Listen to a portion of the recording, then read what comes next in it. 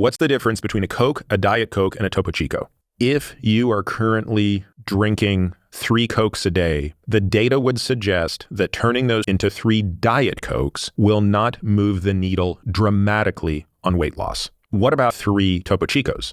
You actually might see a true meaningful impact in weight. What appears to be the case is the person that consumes the diet soda, even though they're not getting calories from the diet soda, because of the sweetness, they're going out and seeking the calories elsewhere. So he claims that if you were to replace 3 Cokes, which is either 408 or 681 calories, depending on if he's talking about cans or bottles, with Diet Cokes, you wouldn't really move the needle on weight loss, but if you replace the Cokes with Topo Chico, you could. And I'm not going to lie, I had to look up what Topo Chico is. It's a brand of sparkling water out of Mexico. For starters, his reasoning for why replacing Coke with Diet Cokes wouldn't lead to weight loss doesn't even make sense on the surface. If the sweetness of the Diet Coke is what leads someone to consuming more, wouldn't that also apply to regular Coke? It's just as sweet, so presumably it would lead someone to consuming just as many excess calories while also providing all of the calories from the sugar in the Coke. But he appears to be wrong about that mechanism anyway. A systematic review and meta-analysis of 17 randomized controlled trials found that replacing sugary beverages with low or no calorie sweetened beverages like a Diet Coke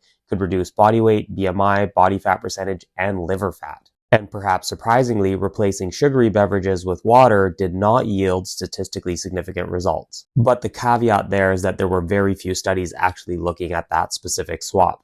But the result that most clearly rebuts Dr. Attia's claim is that even replacing water with low or no calorie sweetened beverages did lead to a statistically significant reduction in weight. If he was right about the sweetness somehow driving consumption of more calories, we should actually see the opposite there. It could be the case that sweetness from the diet sodas satisfies cravings for sweet foods or beverages, so you don't go on and snack more and consume more calories. Water won't necessarily do that. But to be clear, I'm not suggesting that people who regularly consume water now switch to diet sodas. Based on the long-term prospective cohort data, we don't see a meaningful difference in weight or cardiometabolic outcomes between water and diet sodas. But we do see a 12% lower risk of obesity, as well as lower risks of coronary heart disease, cardiovascular disease mortality, and all-cause mortality when replacing sugary beverages with low or no calorie sweetened beverages. And that's specifically when baseline weight and markers of cardiometabolic health are adjusted for. So if you are a regular soda drinker, diet sodas clearly win out.